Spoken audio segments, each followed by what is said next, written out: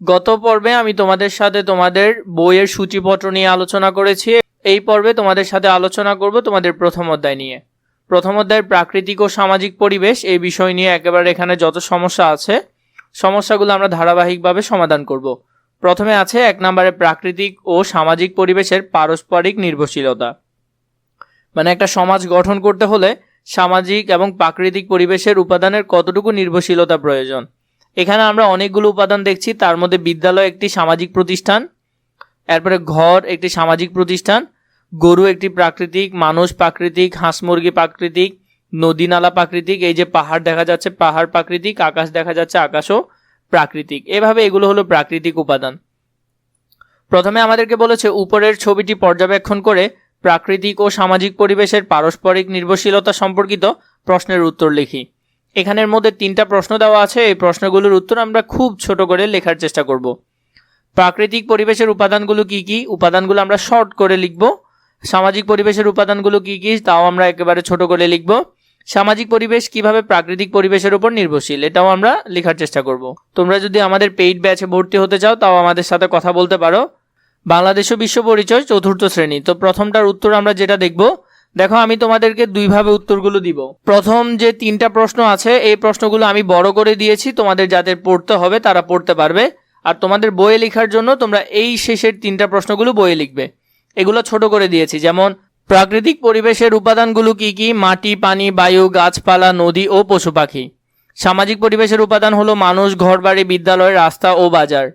3 নম্বরে আছে সামাজিক পরিবেশ কিভাবে প্রাকৃতিক পরিবেশের উপর নির্ভরশীল। মনুষ্য খাদ্য, পানি ও বাসস্থানের জন্য প্রাকৃতিক পরিবেশের উপর নির্ভরশীল। এই যে এখানের মধ্যে যেগুলো আছে এগুলো তোমরা কোথায় লিখবে, বইয়ের মধ্যে লিখবে। আর এগুলো দিয়েছি তোমাদের যাতে পড়ে একটা ভালো ধারণা হয় তার জন্য। এখন আমরা এখানের যে বিস্তারিত লেখাগুলো আছে এগুলো নিয়ে আলোচনা করব। পরিবেশ আমাদের জীবন জীবিকা নির্বাহের উল্লেখযোগ্য ভূমিকা রাখে। তাহলে পরিবেশ মূলত আমাদের জীবন জীবিকা নির্বাহের জন্য ভূমিকা রাখে। আমাদের পোশাক আশাক, খাবার দাবার, চাল চলন অনেকটাই পরিবেশ প্রকৃতির উপর নির্ভরশীল। যেমন শীতে একটু রোদ পেলে আনন্দ পাই, গরমে রোদ থেকে দূরে থাকার চেষ্টা করি, প্রচণ্ড গরমে গাছের ছায়ায় শান্তি পাই। গাছপালা তাপমাত্রা কমিয়ে পরিবেশকে সতেজ ও আরামদায়ক করে তোলে। নির্মল বাতাস নেওয়ার জন্য আমরা শহর থেকে দূরের কোনো সবুজ ঘেরা প্রকৃতিতে বেড়াতে যাই। যে যানবাহনে ভ্রমণ করি তা আবার চলে তেলে, বিদ্যুৎ বা গ্যাসে। তো যানবাহন সাধারণত এইসব জিনিসগুলো দিয়ে চলে, এটা একটু মনে রাখবে। প্রকৃতিই এইসব জ্বালানি সরবরাহ করে, তবে জ্বালানির এই মজুদ অপুরন্ত নয়, একদিন শেষ হয়ে যাবে। সূর্য সকল শক্তির উৎস। তাহলে সকল শক্তির উৎস কি? সূর্য। এটা একটু মনে রাখবে, বইয়ে স্টার চিহ্ন দিয়ে রাখবে, এটা থেকে প্রশ্ন হবে। আমরা পরিবেশ বান্ধব সৌরশক্তি বিভিন্ন কাজে ব্যবহার করে থাকি। সূর্যের আলো সবুজ উদ্ভিদের খাবার তৈরির অন্যতম উপাদান। তাহলে সবুজ উদ্ভিদের খাবার তৈরির অন্যতম উপাদান হলো সূর্যের আলো। এটা তোমাদের জন্য খুব বেশি গুরুত্বপূর্ণ, এটা মার্ক করে রাখবে বইয়ে। আবার এই সবুজ উদ্ভিদেই অনেক প্রাণীর খাবার, আবার এই সবুজ উদ্ভিদগুলোই অনেক প্রাণী খায়। উদ্ভিদ জন্মাতে মাটি দরকার। মাটি ছাঁকনির মতো কাজ করে, বৃষ্টির পানিকে বিশুদ্ধ করে ভূগর্ভস্থে জমায়। তাহলে মাটি আবার পানিকে ছাঁকনির মতো করে কাজ করে, কি করে? এটাকে বিশুদ্ধ করে, মানে পরিষ্কার করে। এই পানি আমরা পান করি। কৃষক এই মাটিতেই ফসল ফলায়, তারা মাটির যত্ন নেন। আবার কীটনাশক ব্যবহার করে মাটি দূষিত করে। আমরা অনেকেই ইট তৈরির জন্য মাটি বিক্রি করি, এতে মাটি নষ্ট হয়। যেখানে সেখানে পলিথিন ও প্লাস্টিক জিনিসপত্র ফেলে মাটি নষ্ট করি।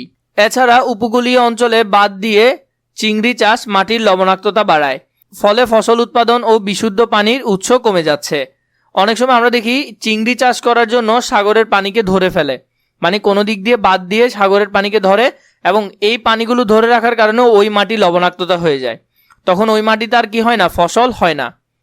হাওর বাওর নদী নালায় প্রচুর মাছ পাওয়া যায়, ফলে এইসব এলাকায় মৎস্যভিত্তিক অর্থনৈতিক কর্মকাণ্ড গড়ে ওঠে। মানুষ মাছ ধরে নিজের চাহিদা মেটায় এবং অনেকে তা বিক্রি করে অর্থ উপার্জন করে। কেউ নৌকা চালিয়ে জীবিকা নির্বাহ করে, কিন্তু এইসব জলাশয় আজ হুমকির মুখে। ময়লা আবর্জনা ফেলার কারণে পানি দূষণ উদ্বেগজনকভাবে বাড়ছে। মানে আমরা ময়লা ফেলছি অনেক বেশি, তার জন্য পানি বেশি নষ্ট হচ্ছে।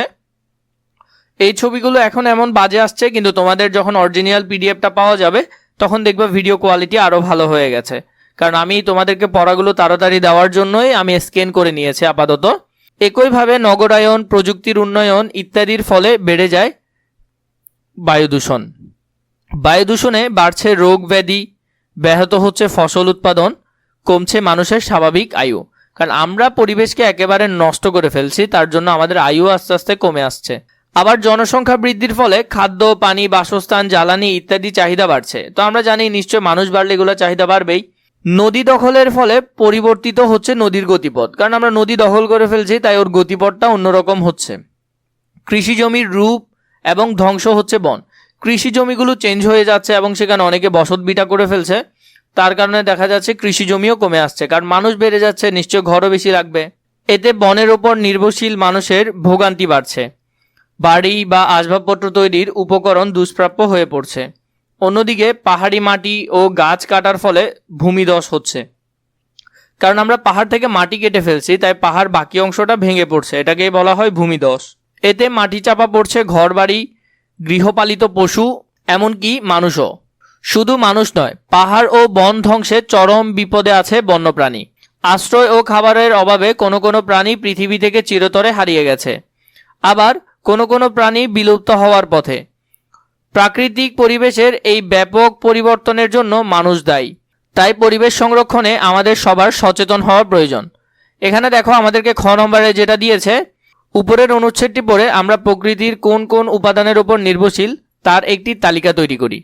এখানের মধ্যে আমাদেরকে দেওয়া আছে মাটি, এছাড়া আমাদের প্রকৃতির কোন কোন পরিবেশের উপর আরও আমরা নির্ভরশীল সেটা আমরা এখানে লিখব। 8টা আছে, আমরা 8টা লেখার চেষ্টা করব। তাহলে দেখো আমি তোমাদেরকে এখানে দিচ্ছি, প্রথমটা হলো যে কি মাটি, পরেরটা পানি লিখবে, এরপরটা বায়ু লিখবে, এরপরটা সূর্যলোক লিখবে, 5 নম্বরে গাছপালা লিখবে, নদী লিখবে, বন লিখবে, মাছ লিখবে, এগুলা লিখবে। এরপরে যেটা দেওয়া আছে আমাদেরকে ঘ নম্বরে, উপরের তৈরিকৃত তালিকা পর্যালোচনা করে নিচের ছকটি পূরণ করি। তালিকায় উল্লেখিত উপাদান হলো মাটি।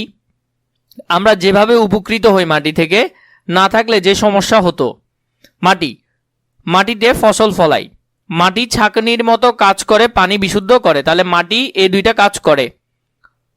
না থাকলে যে সমস্যা হতো, খাদ্য ও বিশুদ্ধ পানির সংকট দেখা দিত। পরবর্তীতে 2, 3, 4, 5 এখানের মধ্যে আমরা লিখব। মাটিরটা তো আমরা লিখলাম, এরপর আমরা পানিরটা লিখব। পানিতে আমরা যেভাবে উপকৃত হই, পান করি এবং চাষাবাদ করি, তাহলে এই দুইটা পাশের বক্সে লিখবে। এর পাশে লিখবে না থাকলে পানি সংকট দেখা দিত। বায়ুতে আমরা যেভাবে উপকৃত হচ্ছি, বায়ু থেকে আমরা কি নিচ্ছি, শ্বাস নিচ্ছি, নিঃশ্বাস নিচ্ছি, না থাকলে জীবনের অস্তিত্ব থাকতো না, আমরা বেঁচেই থাকতাম না। এরপরে সূর্যলোক, আমরা যেভাবে উপকৃত হই, আলো ও তাপ পাই আমরা সূর্য থেকে, আলো তাপ না থাকলে কি হতো না, উদ্ভিদ জন্মাতো না। গাছপালা, আমরা যেভাবে উপকৃত হই, অক্সিজেন ও খাদ্য পাই আমরা গাছপালা থেকে, না থাকলে পরিবেশ নষ্ট হয়ে যেত।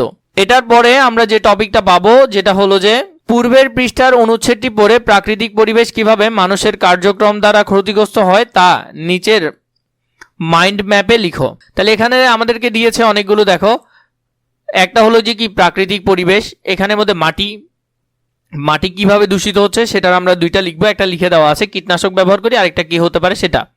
পানি নিয়ে 2টা লিখবো, বায়ু নিয়ে 2টা লিখবো, বন নিয়ে 2টা লিখবো, নদী নিয়ে 2টা লিখবো, পাহাড় নিয়ে 2টা লিখবো।